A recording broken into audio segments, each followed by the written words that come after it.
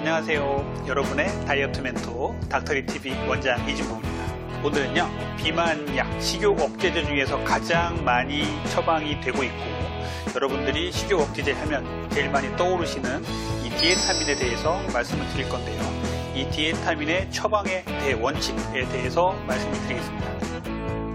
디에타민은요, 성분명이 펜터민입니다. 펜터민 37.5mg이 디에타민 한 알로 구성이 되어 있죠. 상품명으로는요, 디에타민, 아디펙스, 프리민, 페니민 이런 이름으로 아주 많은 제약회사에서 출시가 되고 있습니다. 디에타민 그리고 아디펙스 이런 펜터민들은요, 나비 모양, 나비 넥타이 모양, 눈사람 모양, 또 동그란 모양 여러가지 많이 나와 있어요. 그리고 디에타민 이 펜터민은요, 향정기성 약물입니다. 향정기성 약물이란 것은 의존성, 금단 증상, 중독성 등이 있을 수 있어서 이제 국가에서 관리를 한다는 뜻입니다. 그래서 상당히 조심스럽게 사용을 해야 합니다. 자, 이런 향정기성 약물은요, 적정 기간 동안 적정량을 잘 지켜야 한다는 게 가장 중요한 핵심이 되겠어요. 그렇기 때문에 디에타민 같은 약들은요, 3개월 이상 처방을 하지 않도록 정부에서 강력하게 권고가 되고 있는 약물입니다. 펜터민은요, 강력한 식욕 억제제입니다. 잘 쓰면 약, 잘못 쓰면 독이 될 수 있는 유용하지만 위험할 수도 있는 이런 약물이라고 할 수 있겠습니다. 디에타민 같은 이 펜터민은요, 약물 처방을 할 때 대원칙들이 있어요. 저는 이 원칙들을 좀 지키려고 노력을 하는 편이긴 한데요. 디에타민은요, 최소량의 용량으로 최소의 기간을 쓰는 것을 원칙으로 합니다. 자, 디에타민의 용량을 한번 살펴볼게요. 디에타민의 한 알은요, 37.5mg이 한 알로 되어 있습니다. 이 약을 이제 처음에는 반알 정도 잘라 쓰다가 일주일 정도 후에 이제 한 알로 올리기도 하기 때문에 주로 반알을 많이 잘라 쓰죠. 하기 때문에 이 반알을 잘라 쓰다 보니까 이 반알짜리 용량이 또 나와 있어요. 펜터민 반알짜리 용량은요, 뭐 PTM정, 뭐 프리민 세미정 이런 식으로 나와 있는 약물들이 있습니다.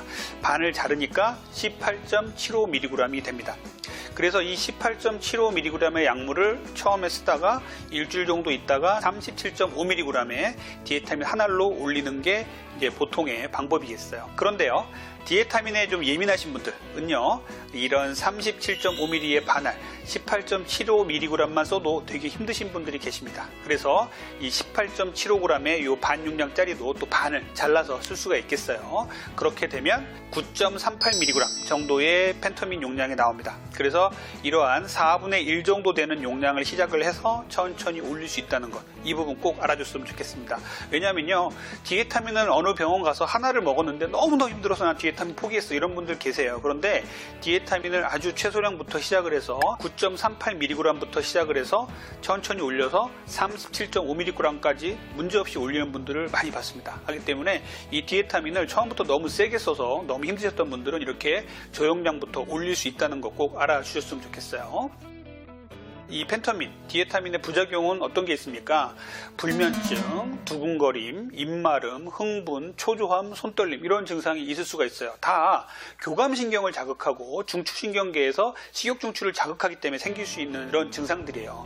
이런 증상들이 정말 심하게 나타나면 정말 힘들겠죠. 밤에 잠도 못 자고 정말 그 잠 못 자는 밤에 막 공포감이 시달리고 낮에는 막 화가 나고 막 짜증이 나고 이런 분들 많이 계세요.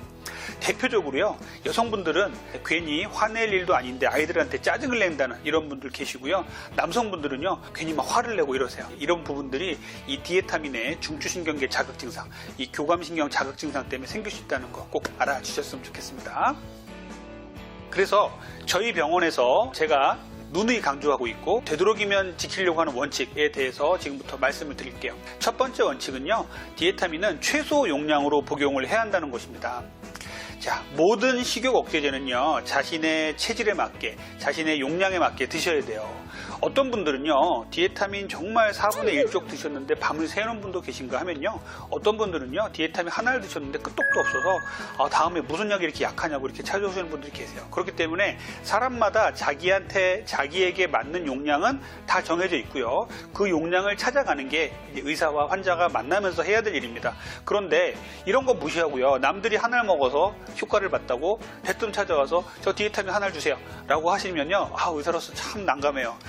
디에타민은요, 처음부터 너무 세게 드실 걸 절대로 권장하지 않습니다. 디에타민, 식욕 억제제를 먹었을 때 내 용량이 이 정도 용량이면 충분하겠다라고 판단을 어떻게 하시냐면요, 내가 약을 먹었는데 이 정도 용량을 먹었더니 충분히 내가 식욕을 컨트롤할 수 있는 정도가 됐다. 그러면 그 용량에서 멈추셔야 돼요. 그런데 그 정도 식욕이 컨트롤 되는 거를 식욕 억제제 효과라고 느끼지 못하시고요, 식욕 억제제를 딱 먹으면 정말 아무런 식욕이 없을 정도가 돼야 된다고 생각하시는 분들이 계세요.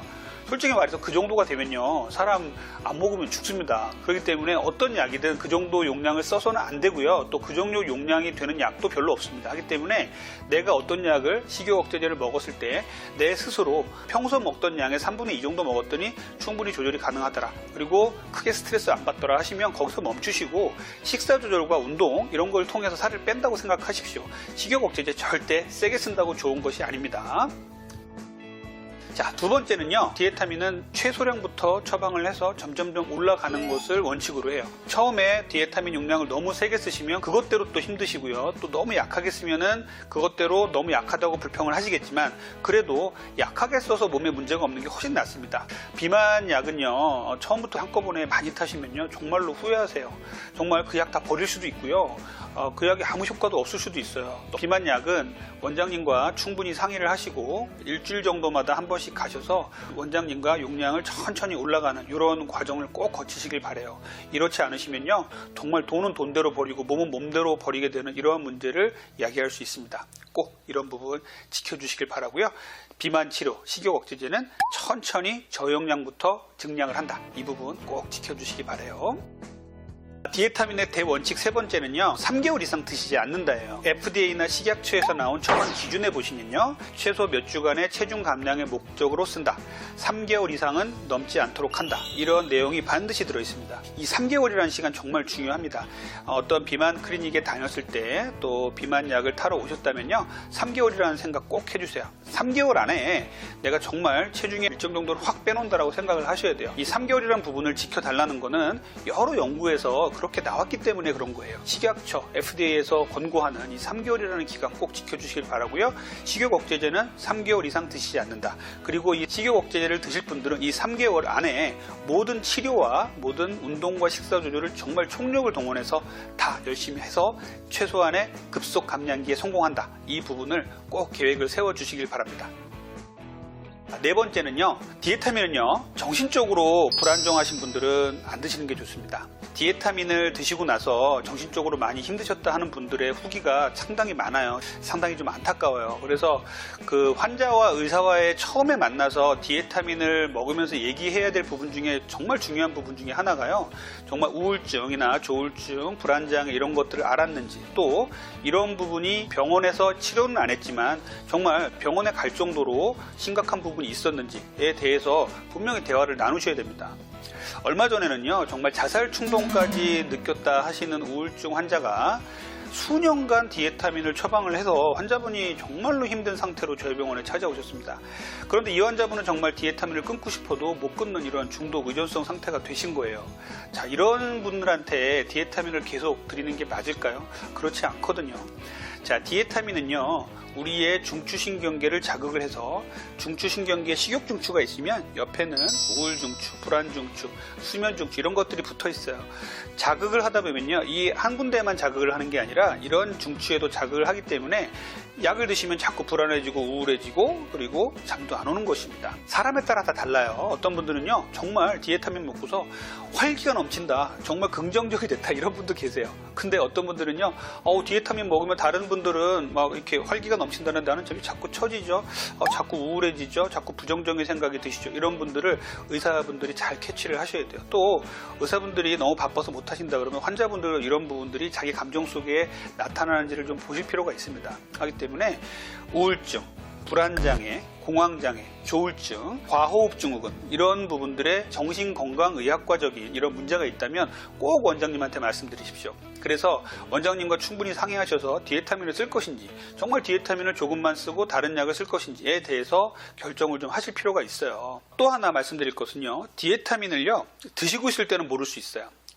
디에타민이라는 약물은요, 커피처럼 사람을 이렇게 막 흥분시키기 때문에 디에타민을 드시는 동안에 모를 수 있는데요, 디에타민을 딱 끊고 나서 곤두박질 치는 이 감정의 소용돌이에 아주 괴로워하시는 분들이 계십니다. 정말 디에타민을 끊고 나서 너무 막 우울해지고 처지고 권태감이 몰려와서 하루 종일 잠만 잤다, 이런 분들 계시거든요. 이런 분들도 디에타민을 좀 드시지 않았으면 하는 저는 바람이 있어요. 디에타민은요, 좀 정신적으로, 내가 심리적으로 정신적으로 좀 불안정하다, 이러신 분들은 절대로 좀 안 드시는 게 좋습니다. 이런 부분들은 꼭 원장님과 상의하시고요. 그리고 내가 혹시라도 그런 부분이 조금이라도 있었다면 원장님한테 꼭 말씀을 좀 드리셔야 돼요.